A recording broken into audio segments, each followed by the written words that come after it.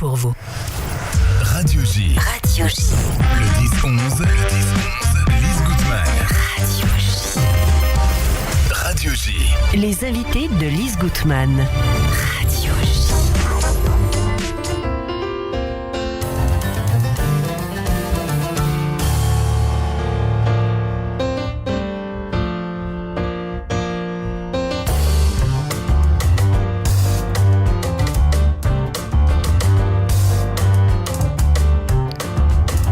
Stéphane Portet, bonjour.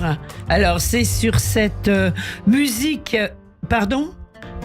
Oui, c'est sur cette musique bien connue d'Avishai Cohen que l'on démarre cette émission. Merci d'être avec nous. Vous êtes à la tête du Sunset Sunside. Sunset, faut le dire dans quel sens ? En fait, il n'y a pas de sens vraiment. Je dirais plutôt le Sunset Sunside puisque D'accord. le Sunset existe depuis 1982, donc Bien c'est sûr. l'ancien. Voilà, Sunset Sunside, en plein cœur de Paris. Au centre de Paris, rue des Lombards, Voilà. Châtelet-Les-Halles. Voilà, un quartier qui aime le jazz et le jazz aime ce quartier.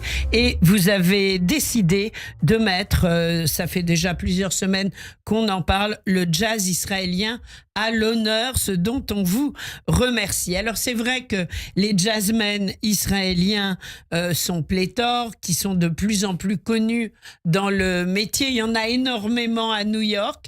Je sais, c'est ce qu'on m'a dit. Et vous allez nous confirmer tout ça. Oui, effectivement, ils partent d'Israël pour aller à New York pour faire leur formation.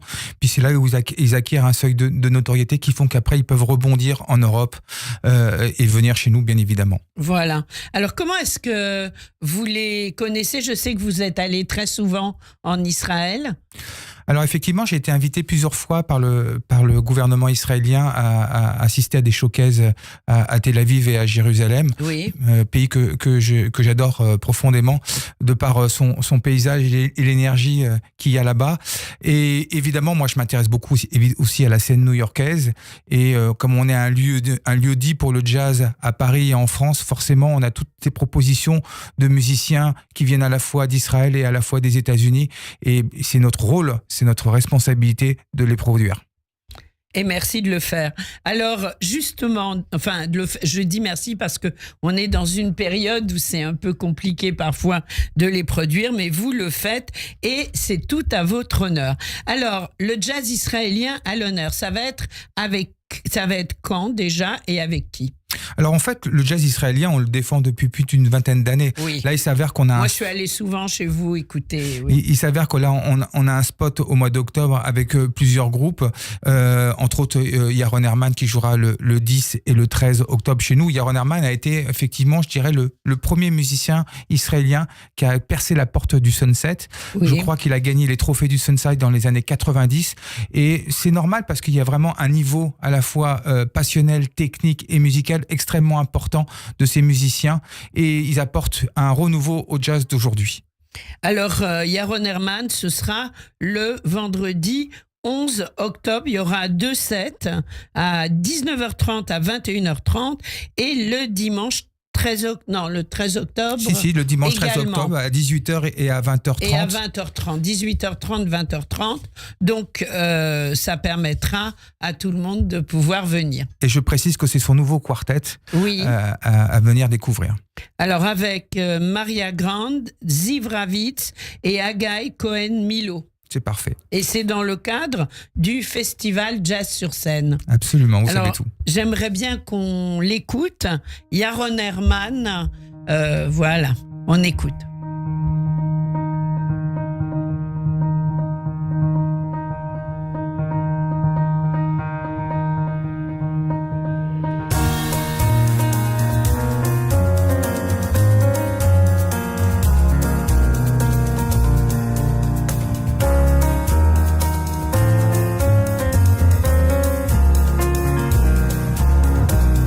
Non, en fait, une petite erreur, on est en direct, ça arrive. Ce n'était bien sûr pas Yaron Herman. Alors, justement, qui est-ce qu'on entend, Stéphane ? Alors on entend Avishai Cohen. Avishai Cohen a été un musicien qui est venu pour la première fois chez nous il y a à peu près une quinzaine d'années. C'est le premier club où il jouait à Paris et on a entretenu ensemble depuis. Maintenant on est devenus amis. Une vraie relation de complicité. Avishai, quand il est à Paris, il fait toujours une escale au Sunside. De temps en temps, il vient jouer chez nous. C'est un musicien moi que j'adore parce qu'il a réussi à démocratiser le jazz à la fois en Israël aussi et à la fois dans le monde entier. Sa musique, elle est pleine, elle est riche et en plus c'est un véritable découvreur de talent. Sa dernière petite batteuse vous a fait qui s'appelle... découvrir qui regardez, par exemple, la dernière petite batteuse avec qui il joue qui s'appelle Ronnie Caspi qui est vraiment une super batteuse. C'est de la famille de Mati Caspi, non ? J'en ai pas la moindre idée. D'accord. Et il a découvert Shai Mastro, il a découvert du moins tous les musiciens qui sont passés par lui sont devenus aujourd'hui des musiciens extrêmement importants de la scène du jazz international. Alors là, on écoute Yaron Herman. C'est un peu décalé, non ? Non, c'est Odette Sour. C'est Odette Sour, voilà, c'est Odette Sour. Voilà, on l'écoute. On va l'écouter un petit peu.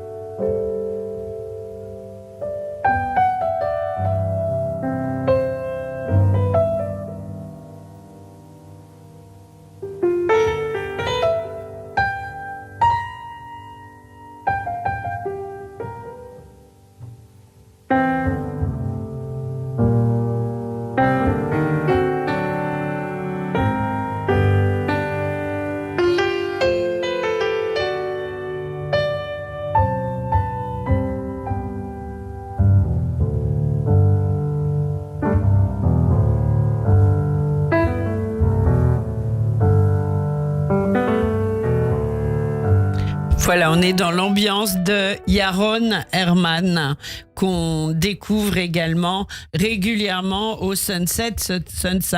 Avec nous, Stéphane Portet. Alors, est-ce qu'il y a une spécificité au jazz israélien ou pas ? Oui, je pense qu'effectivement, il y a ce côté à la fois américanisé, mais il y a ce côté aussi très oriental qui fait qu'il y a une mixité, un melting pot qui fait que les notes sont pas les mêmes. Et je trouve que quand on écoute justement auparavant Yaron ou Avishai, on sent vraiment la culture. Et ça, c'est extrêmement important aujourd'hui dans le jazz de pouvoir proposer quelque chose qui ne soit pas comme ce qu'ont proposé les Américains pendant des décennies, mais aujourd'hui de personnaliser sa musique de jazz. Donc c'est vraiment important, c'est spécifique. Quels sont les jeunes jazzmen que vous avez découverts ces dernières années ? Oula, la liste serait longue, il nous faudrait à peu près 2-3 émissions pour faire le listing. Là, bientôt, on va avoir, ça je l'annonce en avant-première, on a un jeune contrebassiste qui vit également aussi à New York, qui s'appelle... Or Baraket qui va venir jouer chez nous au mois de... bien sûr, on le connaît. Au mois de novembre. C'est dans le cadre de Jazz and Klezmer ? Absolument. Qu'on couvre régulièrement. C'est pour ça qu'on parle très souvent aussi à cette même antenne du Sunset, parce que vous participez, vous êtes un des partenaires réguliers du festival Jazz and Klezmer. Lise, vous savez tout. Oui, je sais beaucoup de choses, oui. Et puis même, je suis déjà souvent venue chez vous, mais c'est vrai qu'on ne se connaissait pas. Alors là, donc au mois d'octobre, il va y avoir 3 programmations autour des jazzmen israéliens. Donc, Odette Sour, Yaron Herman et... le duo Brothers. Alors, de qui s'agit-il ? Alors ça, c'est la première fois qu'ils vont jouer en France. Ce sont 2 frères qui font de la musique de jazz, mais qui groove cette fois-ci. Sympa. Et donc, c'est la première fois qu'ils viennent se produire en France. Et bien évidemment, c'était important pour moi qu'ils commencent leurs escales françaises à Paris, au Sunset Sunside. Bien sûr. Alors, on a Jonathan Lévy à la guitare, Shaoul Eshet au piano, Eliasaf Bachari à la basse et Aviv Cohen à la batterie. Vous les avez découverts comment ? En fait, j'ai la chance de recevoir tous les jours à peu près une dizaine de propositions ou une dizaine de disques. Et je me fais toujours un point d'honneur d'écouter tout ce qui me paraît intéressant. Oui. Et voilà, après, c'est un échange de mails tout simplement en disant que si vous venez en Europe, faites-nous signe et on fera une date quand vous serez en tournée européenne. Oui, moi j'ai été entre autres venu écouter ce jeune pianiste israélien, pianiste de jazz qui sera pas là cette année pour des raisons familiales et que vous avez lancé quelque part avec Jazz Klezmer. Alors, il y en a effectivement, je vois, on en a tellement lancé qu'il va falloir vous me préciser votre pensée. Oh non, mais voilà. Effectivement, moi, c'est le but d'un lieu comme le nôtre, c'est d'être un précurseur, c'est d'écrire les premières pages d'un artiste. Et évidemment, on se positionne toujours dans ce sens-là. Et Avishai Cohen est en même temps l'exemple le plus fort. Je pensais à Guy Mintus. À Guy Mintus, que j'adore personnellement, oui. J'adore quand il joue en piano solo. Oui, il est excellent, mais là, je crois qu'il va avoir un bébé, donc il ne sera pas avec nous dans les mois qui viennent. Alors, pour s'inscrire, pour réserver les places, on va sur sunset-sunside.com. Tout simplement, on peut acheter ses places en ligne. Oui. C'est assez facile. Et par contre, je précise que si vous voulez venir écouter Odette Sourd, il va falloir se dépêcher parce que je crois que ce matin, il restait 15 places en vente. C'est pas vrai. Et évidemment, oui. ce sont des musiciens qui fonctionnent extrêmement bien. Odette, par exemple, a signé sur un label qui est mythique, qui s'appelle le label ECM. Et voilà, ce sont des musiciens qui sont extrêmement populaires maintenant en France.